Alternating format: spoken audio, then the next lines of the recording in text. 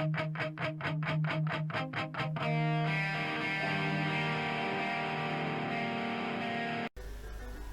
YouTube, how you doing? Okay, back with another video. I just had a little bit of, top and sides, and well, like a tennis ball. Yeah, so back with another video then. Kixx collection number 2 for the Amstrad CPC. Uncovered a few things since a week ago, last video. Might have made a mistake in the first one. It sounded like I said I had 70 Kixx releases already. I haven't, which I meant to say I think was I'd uncovered 70 games to get. And that total now is basically 100. I'm sure there's still a few more. Bit of a grey area, which did come out, which didn't come out, which I'll explain in a moment. I do have now roughly about 60 games, 60 Kixx games already.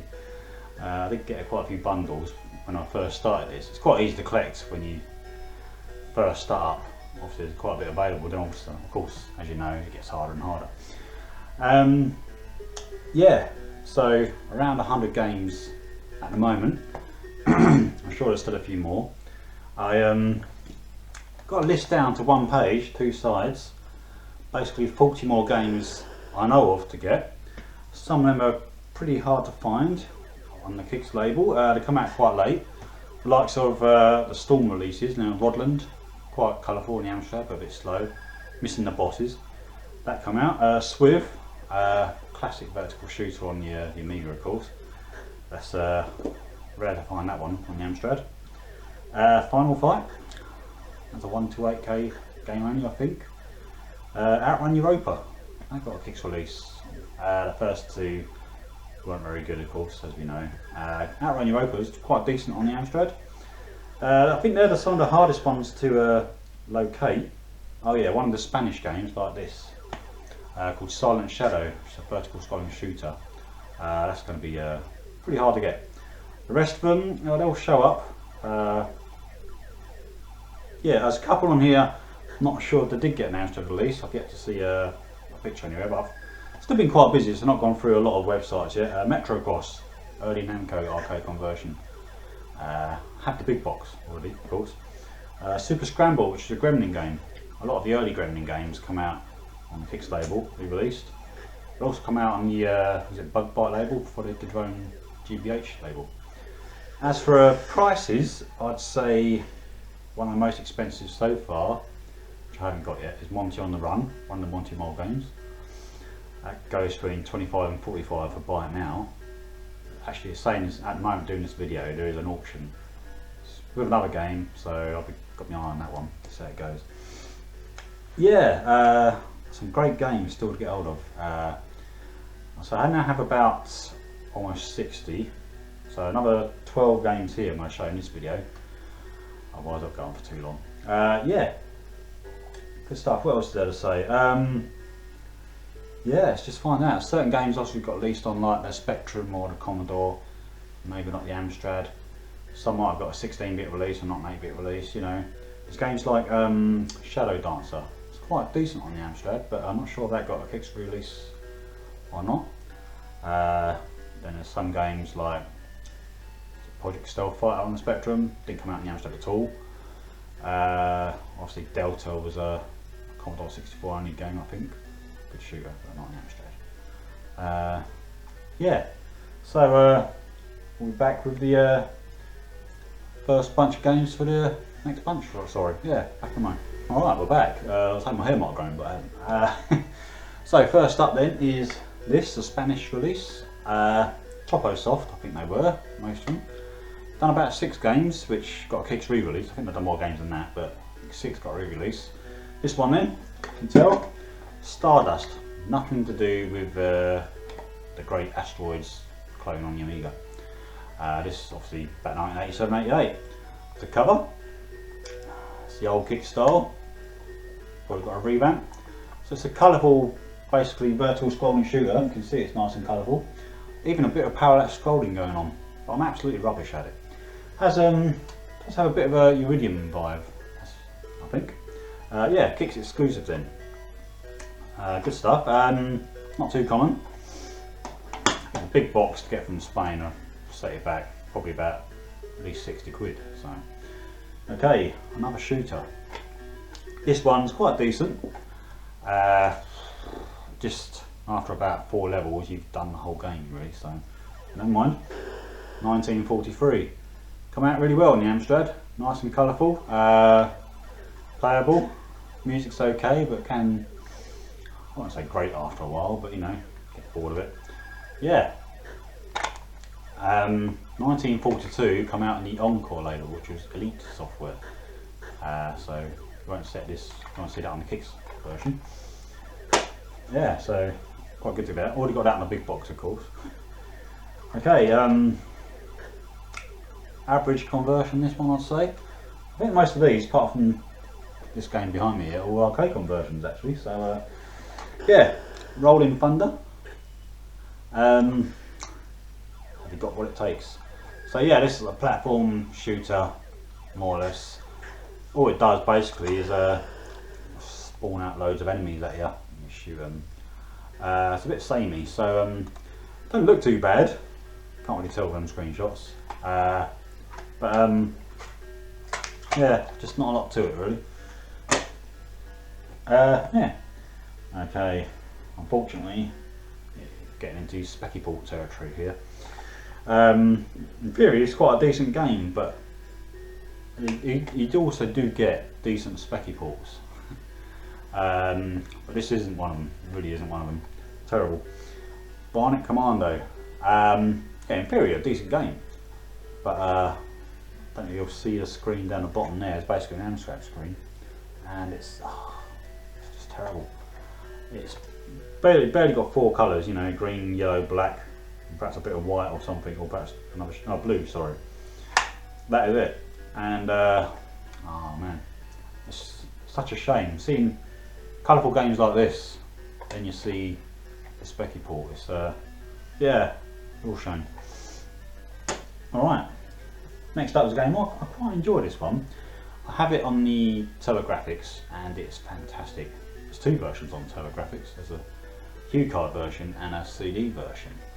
I also got the clamshell case in the Amiga, which is quite rare. The Amiga version is terrible. This is quite good on the Amstrad. I think the graphics are, like the sprites, are a bit too big in places, so it sort of slows it down, although you can get speed ups and speed the game up. Anyway, sidearms. Yeah, I quite like this game. Always been a fan of sidearms. You play the guy in a spacesuit basically, and shoot along. You get various power-ups, some good power-ups. Quite a bit of good firepower. It's just not a long screen. You go down as well and various stuff. I think it's one of them games you can actually complete in about 10 minutes. A bit like 1943. I mean, you played it for like 8 minutes and you've played the whole game. So yeah, sidearms pretty good. Might even do a bit of gameplay of that one some stage. Okay, final of the old style releases, and all the rest are in new style actually, guys. So a decent arcade conversion. Pro Blasters. Colourful, pretty fast.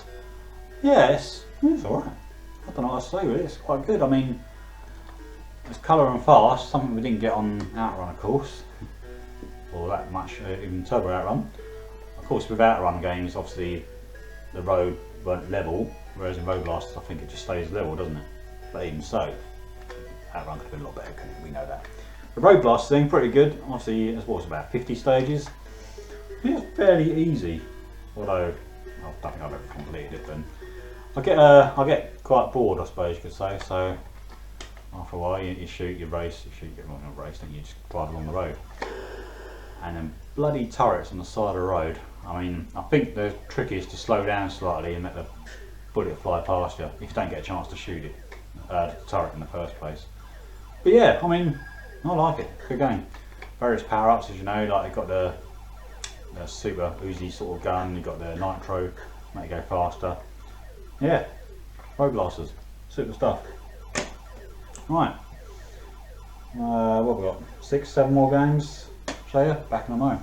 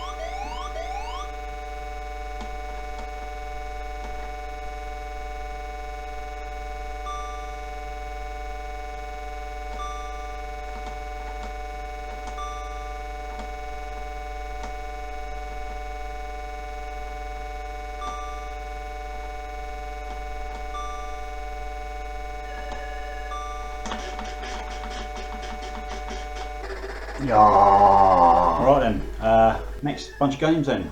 First up, Vigilante. Got a multi-format release, didn't it? The Amstrad version is okay. It's a bit ropey. The graphics are a little bit choppy, sort of thing, but plays okay. Let's see graphics on the back there.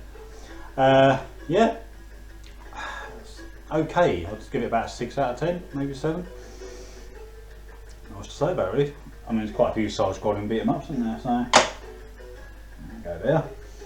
Next up, then you've got a couple of Sega arcade conversions. They're a bit hit and miss. First one's, it's all right. I mean, I think it's quite hard to do on the Amstrad, to be honest. Probably, perhaps not these days, but back then, obviously with time limits and stuff like that, I think they did an okay job, really. That's Thunderblade. Thunderblade, you've got like a top-down, almost vertical scrolling shoot 'em up sections.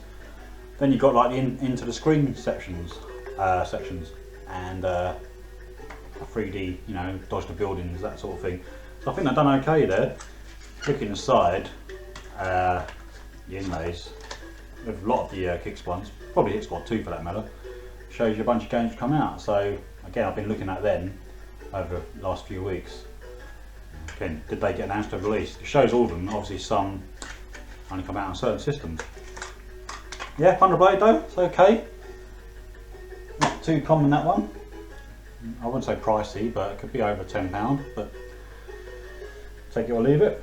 Next up then, yeah, Crackdown. Kind of a bit like Gauntlet, it's viewed from the top, above, if you like. Yeah, this is okay, it's not spectacular, in my personal opinion, but yeah, does the job. Alright with 2 players, I imagine, but I've never played it with anyone. Again, I mean, after a while they changed the ones you can find inside there. So keep looking. Most of them, I think, come out on the Amstrad, and I've already got my list. Yeah, Crackdown. Okay, next up, sort of label on the front of this one. It's 4 from Capcom arcade conversions. First up then, it's Tiger Road. Take that, obviously price on the front there. Tiger Road then,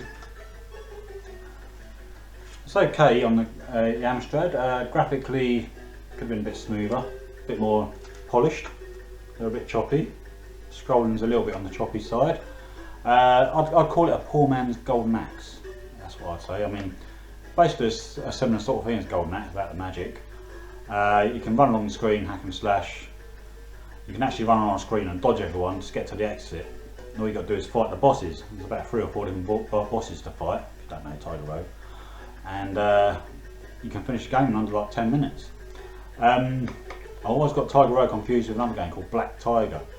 And Black Tiger was a terrible Spiky Ball. Not sure, that's US Gold as well. I'm not sure if that got a Kixx release or not yet. It's one of the games we're still looking at. Basically, Black Tiger was black and green. That's basically all the colours in it. Tiger Road, okay conversion, but Golden Axe don't get better. Yeah. All right. It's time to build up, isn't it? Plenty more. Another one then. It's okay actually. It's been being remade actually for specifically for the 6128 Plus. Not just the 6128, it's just the 6128 Plus. So the best you can get Amstrad wise. Anyway, it's Ghouls and Ghosts. I'll stick on the front there. Yeah, I mean, it's okay on the Amstrad anyway. It says on the back here, a masterpiece conversion emulates the coin up near to perfection. Oh no, sorry, that's the Commodore one. Massive colour and loads of playability. What more can you ask for? CMVG, that's what they describe the Amstrad version. Yeah, I mean, it's not perfect, but it's pretty good. I mean, I like it. I mean, it's not very good at them. They're quite tough games. And it doesn't show, oddly enough, the Amstrad version on the back, although the game is okay. What was the first one? Ghosts and Goblins. That was Encore Elite, I think.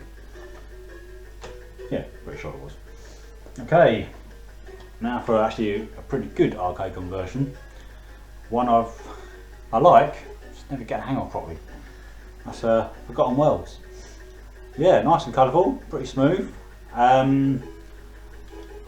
is it one of them 2 joystick ones or something? And I just never get the hang of it playing it on the home computers. Got it on your Amiga as well, but it is a good conversion all the same. An AA Rave, you might just about to see it there. Amstrad Action, get an AA Rave. It's quite I'd say highly thought of, but quite well regarded in the Amstrad. Take that, you can see it better. Yeah, 1 or 2 players. Getting used to that control system. You're flying one way and also your gun's pointing the other way. But yeah, it's pretty good though, has to be said. And finally, yeah, Capcom Inc. of course. Strider. Yeah, it's actually a very recent purchase the other day. And what's interesting on the back of this, it says fast action, great graphics and addictive, challenging gameplay, makes the best Amstrad game around. It's a Spiky Ball. So graphics, right, actually it's okay, don't get me wrong, it plays really well. The Strider 2, which came out like a year later, it's just a full colour version, you know, 16 colours, which Amstrad could do. Don't get me wrong, it's a good game, but it is actually like full colour. But like I said earlier, I think you can get good specky ports, and you get obviously the poor ones like Bionic Commando. Strider, pretty good still. There we are. So there we go. That's yeah, it's over 30 Amstrad games already. Kixx label. Possibly the next video might be some more Kixx games because I've got loads to get through already, and then I'll concentrate on other stuff perhaps. All right, maybe a little bit of gameplay of this one. See what it's like. See you later.